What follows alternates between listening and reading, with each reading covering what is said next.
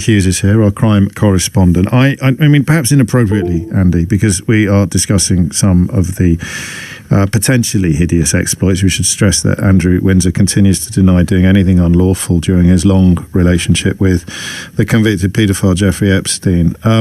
So the context is hideous and gross and getting worse every day. But one of the elements of the story that you're reporting on this morning is enduringly fascinating to me, because you've been talking to a former close protection officer about former colleagues, and the phrase I think of is going native almost, becoming too close to the royal family. Tell me more first about that. Yeah, so how it works is every single royal family member will have their own close protection team. These are highly trained... Except Harry. I'm already interrupting you. Now, these are highly trained specialist officers from the Metropolitan Police. Now, this former officer, he felt compelled to contact me after the release of the Epstein files earlier this month. And he tells me that members of the Royal Protection Unit became too close to the royal family, including Andrew Mountbatten Windsor, and may have withheld crucial information about what they witnessed on Jeffrey Epstein's private island. Now, we know that the former prince visited this island on at least 2 occasions.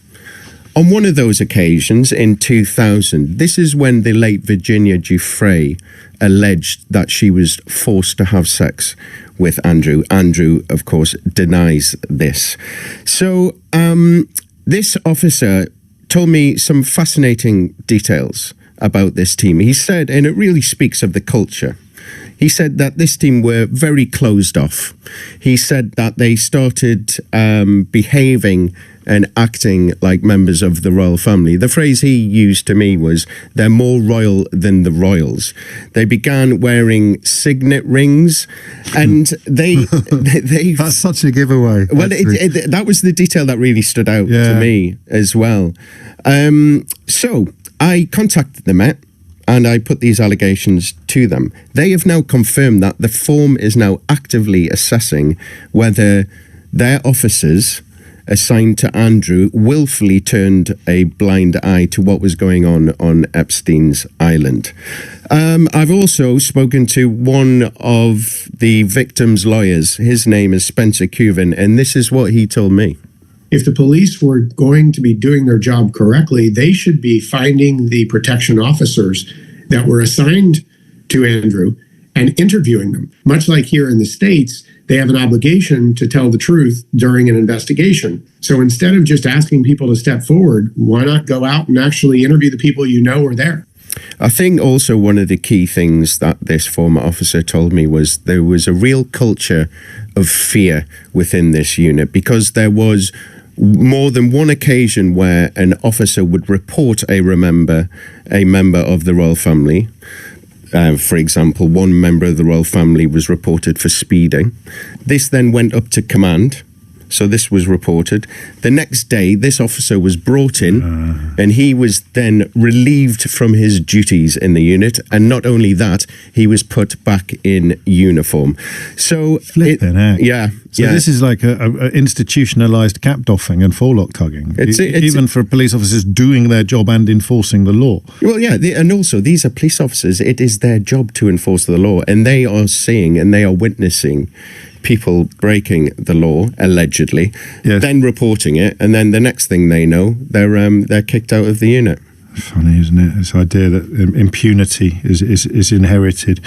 We should probably explain why signet rings made me snigger. I mean, this is something that a lot of posh people wear. Yes. And you're not supposed to just go down the shop and buy one. No. It's supposed to be handed to you on your 18th birthday, and it features the family's coat of arms. I went to school with lads who wore signet rings. I was embarrassed to admit, Andy, I went through a phase of thinking I might get myself one, but it is one of those little social tells It is, that toffs used to distinguish themselves from hoi polloi.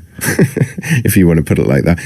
If you look out for them, most male members of the royal family will wear one, and then but it's very unusual. And most members of the Met will not. Yeah, exactly, and that's the point, right? Yes, exactly. I've been asked this question by a few people. You know what it's like sometimes if you're knocking about with people who don't know any other journalists. They think that we're party to extraordinary secrets and insights and things like that. But there is quite a lot of confusion about how Andrew could have got up to the things that we know he got up to, never mind the things he's been accused of and continues, of course, to deny, while close protection officers were in attendance while they were actually there. Kind of hard to shake them off, isn't it? Yeah, so how it will work is, just say a principal, as they call them, they will be going to a location. For example, if it's Jeffrey Epstein's island, it is the job of the protection officers to make sure that this venue is safe in terms of, are there any bombs? Is there any threats?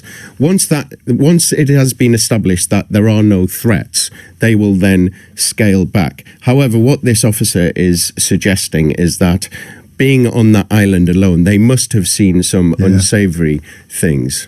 Or even heard reports or people talking. They're supposed to be professional detectives. Anyway, it's a cracking story, and I don't think it will be the end of it. Little St. James Island, owned by Epstein in the US Virgin Islands, known to locals, as you mentioned in your report on the LBC website, as Paedophile Island. So idea that nobody knew, even as they continued to fraternize with Jeffrey Epstein long after his original conviction, is obviously laughable.